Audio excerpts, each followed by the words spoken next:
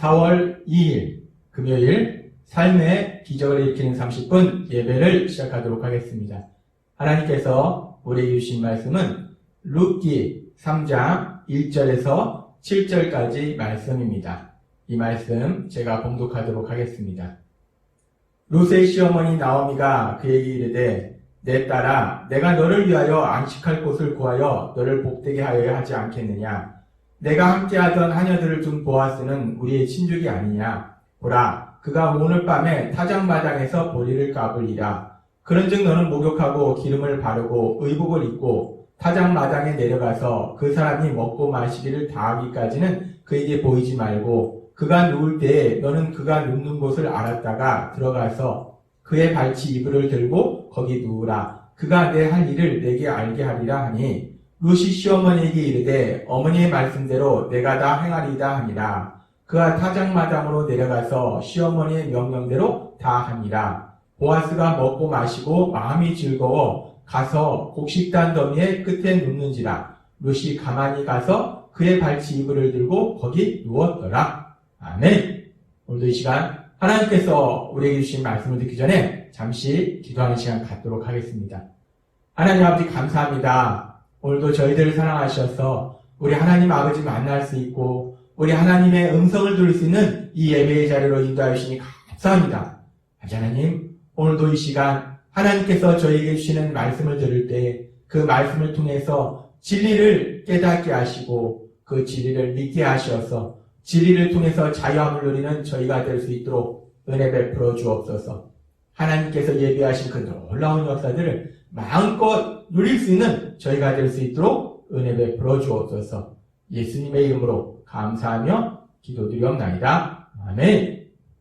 하나님께서는 어제 룻기 3장의 말씀을 통해서 우리에게 말씀해 주셨습니다. 믿음의 사람 나오미의 삶을 통해서 믿음의 삶이라는 것이 무엇인가? 믿음의 삶이라는 것은 무엇보다도 하나님을 믿는 것입니다. 하나님을 믿는다는 것은 모든 일에 하나님께 먼저 도우심을 구하는 것, 하나님께 기도하는 것, 그것이 믿음의 삶입니다. 그런데 믿음의 사람의 삶의 모습은 거기서 머무르는 것이 아니라 하나님께 간절히 기도하고 하나님의 도우심을 구했으면 또 우리가 해야 될 일에 최선을 다해서 하는 것, 그것이 믿음의 사람의 모습이다 라고 말씀하셨어요.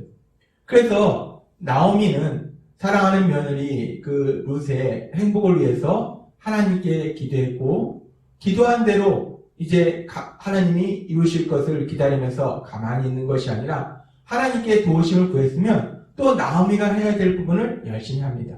그래서 며느리 룻을 어떻게 하면 행복한 삶을 살 수 있도록 도울 수 있을까? 자신이 할 수 있는 부분에 최선을 다해서 열심히 하는 것을 우리가 볼 수 있습니다. 그렇게 나오미가 적극적으로 행동해서 이 며느리 룻의 행복을 위해서 적극적으로 행동할 때 우리가 다시 한번 기억해야 될 것은 나오미가 자신의 생각대로 한 것이 아니라는 거예요. 내 생각에는 이렇게 해서 이런 사람과 내 며느리가 재혼했으면 좋겠다라고 나오미가 자신의 생각대로 일을 진행하는 것이 아니라 하나님의 말씀, 하나님께서 성경에 기록하게 하신 그 하나님의 말씀, 이스라엘 백성에게 주신 그 하나님의 말씀, 그 하나님의 말씀에 따라서 며느리 룻의 그 재혼을 진행합니다. 이 룻기 2장 20절에 보면은 이 룻이 보아스의 밭에서 이삭을 줍고 돌아온 이후에 시어머니 나오미가 룻에게 이렇게 말하는 장면이 있습니다. 룻기 2장 20절에 보면 그 사람은 우리와 가까우니 우리의 기업을 물을 자 중에 하나이니라. 보아스는 우리의 기업을 물을 자다라고 말합니다. 기업을 물을 자다. 근데 이 말씀은 여기뿐만 아니라 이제 룻기 3장 9절에서도 보면 룻이 보아스에게 말하는 장면에서 이렇게 말합니다. 당신이 기업을 물을 자가 됨이니이다 라고 룻이 보아스에게 말합니다. 이 룻이 보아스에게 이렇게 말한다는 것은 시어머니 나오미가 며느리 룻에게 이렇게 얘기해 준 거예요. 보아스는 우리의 기업을 물을 사람이다. 그러니까 보아스에게 우리의 기업을 물을 사람이라고 얘기해 줘라 라고 이 시어머니 나오미가 룻에게 얘기했기 때문에 룻이 보아스에게 지금 이렇게 얘기하고 있는 것입니다. 나오미는 보아스가 자신들의 기업을 물을 사람 중에 한 사람이다 라고 알고 있었어요. 그래서 나오미는 그 보아스가 자신들의 기업을 물은 그 일을 할 수 있도록 적극적으로 지금 행동하고 있습니다. 여기서 우리가 기업을 물은다는 이 표현이 나오는데 기업을 물은다는 것이 무엇인가? 사실 우리는 잘 안 쓰는 표현이기 때문에 기업을 물은다? 이게 무슨 말일까? 우리가 조금은 혼란스럽습니다. 이 기업을 물은다. 이 기업을 물은다는 것은 신명기 25장과 레위기 25장에서 하나님께서 주신 그 말씀의 근거에서 말씀하는 것입니다. 이 기업을 물은다라고 했을 때 기업을 물으는 자, 기업을 물을 자에 대한 히브리어는 고엘이라는 단어를 사용합니다. 이 고엘이라는 단어는 되사다, 돈을 주고 다시 사오다 라는 의미를 가진 히브리어 가알이라는 단어에서 유래됩니다. 근데 이 가알이라는 단어, 기업을 물은다 라는 동사인 이 가알이라는 단어는 헬라어로 보면은 루토라는 단어와 같은 의미를 가지고 있습니다. 근데 이 루토라는 단어는 이 성경에서, 특별히 신약 성경에서 아주 중요한 의미를 가지고 있어요. 이 단어가 언제 쓰이는가? 예수님께서 십자가 죽으심을 통해서 우리를 죄에서 구원하시는 것을 표현할 때 루토라는 단어를 사용한다는 거예요. 신약성경에서 주로 이 루토라는 단어를 어떻게 번역하고 있는가? 속량하다라는 표현을 쓰고 있습니다. 이 히브리어 가알과 같은 의미를 가진 루토라는 단어는 속량하다, 죄에서 속량하다, 우리를 죄에서 구원하다라는 의미가 있다는 거예요.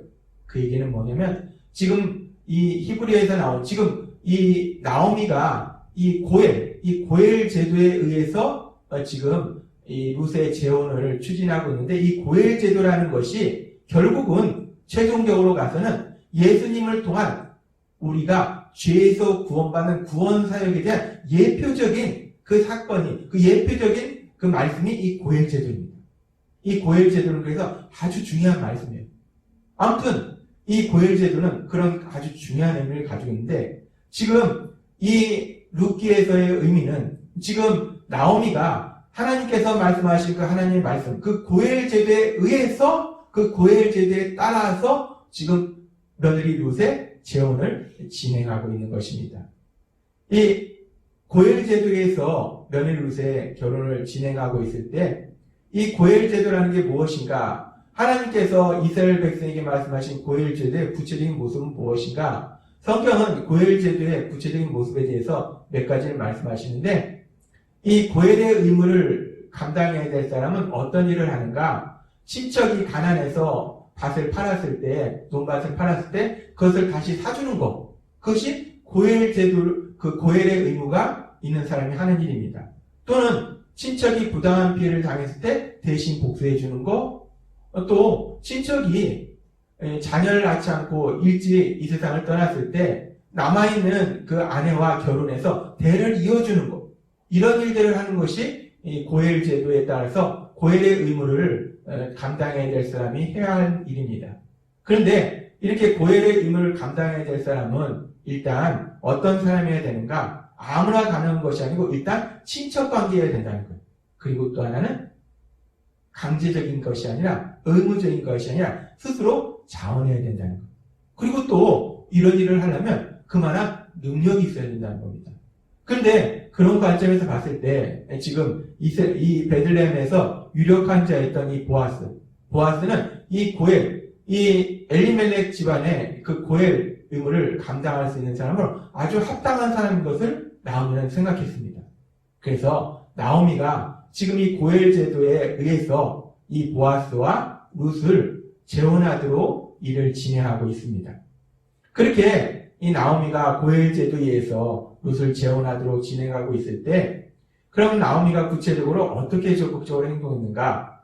나오미는 며느리 룻에게 이제 보아스가 추수가 끝난 뒤에 이제 그 밭에 누워서 밤에 잠을 자고 있을 때 그 발치에 가서 누우라고 얘기합니다. 룻기 3장 4절은 이렇게 말씀합니다. 그가 누울 때 너는 그가 눕는 곳을 알았다가 들어가서 그의 발치 이불을 들고 거기 누우라. 지금 나오미는 자신의 생각이 아니라 하나님이 말씀하신 그 고엘 제도에 따라서 이 며느리 룻을 재혼시키려고 일을 진행합니다. 그런데 그렇게 하나님의 말씀에 따라서 고엘 제도에 따라서 며느리 룻을 재혼시키려고 진행을 하긴 하는데 지금 이 상황을 보면은 이 시어머니가 남편을 일찍 여인 자기 며느리에게 다른 남자가 자고 있는 그 발치에 가서 누우라라고 말합니다. 우리가 상식적으로 생각했을 때 상당히 이해하기 힘든 상황입니다. 더군다나 지금도 그렇지만 그 당시에도 젊은 여인이 남자가 자고 있는데 그 발치에 가서 눕는다. 이것은 결코 아름다운 모습이 아닙니다. 이 사람들이 볼 때 비난과 정죄를 받을 수 있는 그런 모습이라는 거예요. 그래서 이 룻과 보아스가 대화하는 그 장면에서도 룻기 3장 14절에서 이렇게 말씀하고 있습니다. 룻이 새벽까지 그의 발치에 누웠다가 사람이 서로 알아보기 어려울 때 일어났으니 보아스가 말하기를 여인이 타작마당에 들어온 것을 사람이 알지 못하여 할 것이냐 하였습니다. 이 보아스가 생각할 때도 이 젊은 여인이 이 남자 자는 곳에 있었다. 별로 좋지 않다는 거예요. 그러니까 지금 나온 이 룻도 그래서 새벽에 일어나서 사람들이 알아보지 못하는 어두컴컴한 새벽에 다시 집으로 돌아갑니다. 지금 이 상황을 보면은 분명히 하나님의 말씀에 근거한 고엘 제도에 의해서 나오미가 며느리 룻에게 말한 거지만 우리가 생각할 때 상식적으로 참 이해할 수 없는 그런 말입니다. 뿐만 아니라 더 나아가서 이 며느리 룻을 보아스와 재혼하도록 이 나오미가 진행하는데 이 성경학자들은 이 보아스의 나이가 어떻게 될까? 보아스의 나이가 이 룻의 시아버지 엘리멜렉과 비슷한 나이일 것이다 라고 성경학자들은 말합니다. 그래서 성경에 보면은 룻기 3장 9절, 룻기 3장 10절 말씀, 3장 10절에 보면 이렇게 말씀합니다.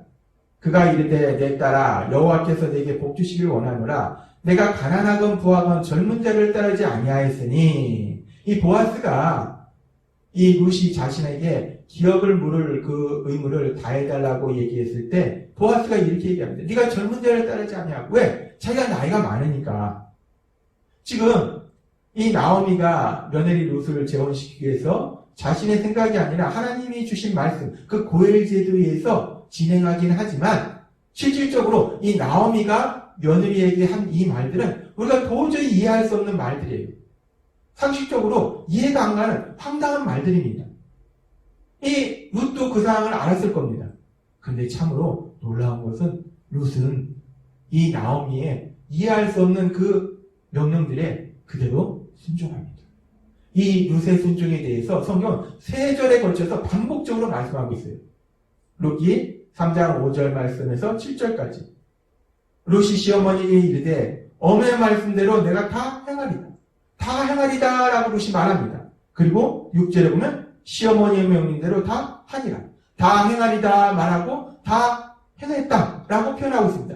그리고 또 한 번 어떻게 했는가 구체적으로 설명합니다. 보아스가 먹고 마시고 마음이 즐거워가서 곡식단 더미의 끝에 눕는지라 룻이 가만히 가서 그의 발치 이불을 들고 거기 누웠더라. 지금 이 룻은 도저히 이해할 수 없는 시어머니의 말씀이지만 그 말씀에 그대로 순종하는 모습을 보입니다. 그 모습에 대해서 성경은 3절에 걸쳐서 반복적으로 말씀하고 있어요. 룻이 이 시어머니의 말씀에 순종하는 것은 1차적으로 시어머니를 사랑했기 때문에 순종하는 것이고 더 나아가서는 하나님이 주신 말씀이 있습니다. 하나님이 출애굽기 20장 12절과 에베소서 6장 1절에 보면 부모를 공경하라 말씀하셨고 주 안에서 부모에게 순종하라고 말씀하셨어요. 따라서 룻이 지금 시어머니 나오미의 말에 순종한다는 것은 결국은 하나님의 말씀에 순종하는 것이다 라고 우리는 볼 수 있습니다. 도저히 이해할 수 없는 그 말씀, 나오미를 통해서 하나님께서 주신 그 말씀에 순종하는 룻의 모습을 우리는 볼 수 있습니다. 우리가 성경에 보면은 하나님께서 사람들에게, 믿음의 사람들에게 하신 말씀 중에 우리 생각으로는 도저히 이해되지 못하는 그런 말씀들이 많이 있습니다. 예를 들어서 독자 이삭을 제물로 바치라고 말씀하시는 하나님. 또 이 강물이 가장 깊은, 가장 많은 시기에 이 여호와의 언약궤를 진 제사장들에게 그 요단강물에 발을 담그라고 말씀하시는 하나님. 요단강을 건넌 뒤에 가나안 적군들이 호시탐탐 노리고 있는 그 상황 속에서 할례를 행해서 무방비 상태가 되라고 말씀하시는 하나님. 죽은 지 4일이 돼서 시체가 썩고 있는데 그 시체를 놓아둔 그 무덤을 막고 있는 돌을 옮기라고 말씀하시는 하나님이신 예수님. 성경에 보면은 그렇게 하나님의 말씀은 우리 생각으로는 도저히 이해할 수 없는 상식과는 다른 그런 하나님의 말씀들이 있어요. 근데 참으로 놀라운 것은 그런 하나님의 말씀에 순종할 때 내 생각에는 이건 아닌데 내가 아무리 생각해도 이건 아니야 라고 내 생각을 고집하는 것이 아니라 도저히 이해할 수 없는 그 말씀일지라도 그 하나님의 말씀에 순종할 때 하나님께서 하시는 놀라운 역사를 체험한다는 겁니다. 롯이 그랬습니다. 도저히 이해할 수 없는 그 시어머니의 말씀에 순종했을 때 롯은 놀라운 복을 받게 되는데 마태복음 1장 1절과 1장 5절을 말씀할 때 마태복음 1장 1절과 1장 5절은 예수님의 계보에 대해서 말씀할 때 그 예수님의 계보에 모압 여인인 룻이 그 예수님의 계보에 들어가는 놀라운 복을 받게 되더라는 겁니다. 하나님은 오늘 우리에게 말씀하십니다. 나오미의 삶을 통해서 룻의 삶을 통해서 때로는 우리가 하나님의 말씀을 들을 때 그 말씀이 이해할 수 없는 말씀일지라도 그 말씀에 순종할 때 하나님께서 하신 그 놀라운 역사, 그 기적을 체험한다라고 말씀하십니다. 오늘도 하나님께서 주신 말씀처럼 우리가 성령님의 인도하심과 도우심으로 하나님이 우리에게 말씀하시면 그 말씀이 어떤 말씀이든지 내 생각에는 이라고 내 생각을 고집하는 것이 아니라 하나님의 말씀대로 순종함 위해서 하나님이 하신 놀라운 기적을 체험하고 그런 우리의 삶을 지켜보는 세상 사람들에게 하나님의 영광이 나타남을 위해서 믿지 않는 주변 사람들이 구원받는 놀라운 역사를 체험하시는 여러분이 되시기를 주님의 이름으로 축원합니다. 기도하겠습니다. 하나님 아버지 감사합니다. 오늘도 이 시간 저희를 사랑하시고 말씀해 주시니 감사합니다. 오늘 주신 말씀처럼 우리가 세상 살아갈 때 하나님이 우리에게 주신 그 말씀에 순종할 수 있는 저희가 될 수 있도록 은혜 베풀어 주옵소서. 그래서 하나님의 하신 놀라운 기적을 체험하고 하나님의 영광을 나타내는 저희가 될 수 있도록 은혜 베풀어 주옵소서. 예수님의 이름으로 감사하며 기도드리옵나이다. 아멘. 이 시간도 하나님께서 우리에게 주신 말씀을 묵상하면서 조용히 기도하는 시간 갖도록 하겠습니다.